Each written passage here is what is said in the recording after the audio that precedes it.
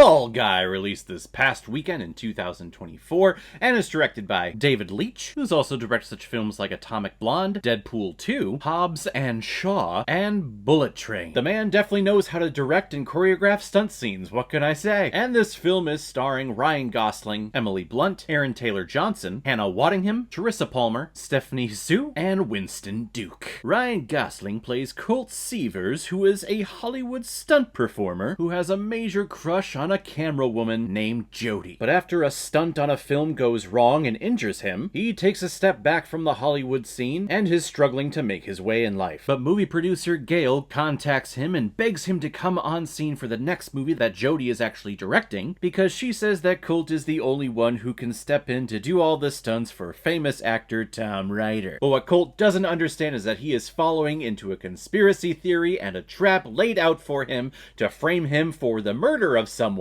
and they're trying to blame the whole thing on him. This was one of my most anticipated films of the year, just because the trailer looked very interesting, and it's Ryan Gosling, it's Emily Blunt, two people that I absolutely love in Hollywood. They seem the most genuine out of everyone that comes out of the Hollywood scene. Plus, I love movies about making movies. I like pulling back the curtain and allowing the general audience to see into the world, in particular with all the stunt work, because we have so many action blockbusters, Marvel movies, superhero movies, Fast and Furious movies, all of these action films that come out, and it's always the actor who has all the lines whose face gets plastered on the poster. But there is a huge-ass stunt team that puts their lives on the line to do all of the death-defying practical stunts that you see on screen. So this movie is basically a love letter to stunt choreography and to all of the stunt workers who have never received their due and never received their day on the stage accepting a major award like an Academy Award, which there has been talk about and buzz about. Maybe films like this bringing more awareness to the stunt crew. Maybe we will eventually get a Best Choreography or a Best Stunt Work Oscar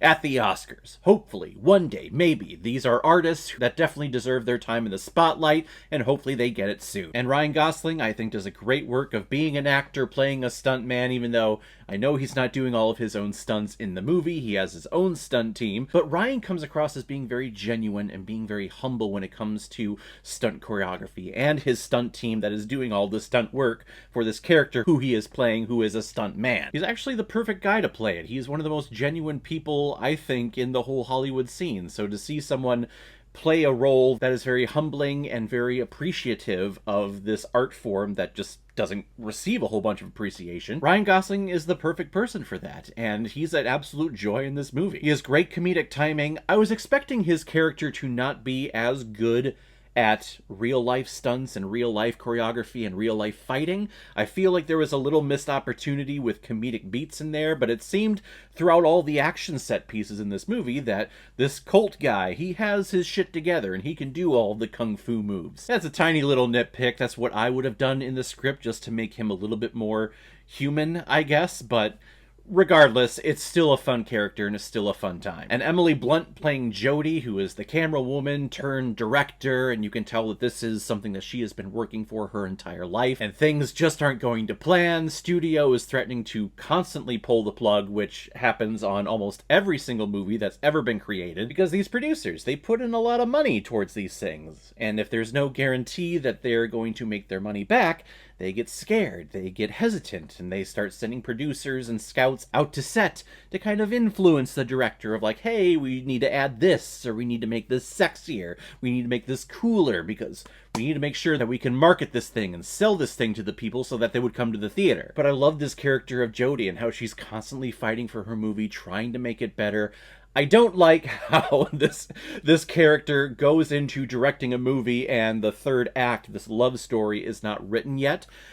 I know that's how the Hollywood blockbuster scene works nowadays, where they kind of go into production without having a finished script, having a nice, good first act and maybe a completed second act. But that third act, you know, we're kind of wishy-washy and we're figuring things out as we go along and we're adapting to things. Personally, I like it when the script is 100% complete and then you go into production, which is why I'm so behind James Gunn with his idea behind this new DCU that he's establishing. He's saying that yet. We're not going to go into production until there is a finalized script, which is how it should be. You should have the beginning, middle, and end. You should know what the story is going into making a movie, as opposed to just making it up as you go along.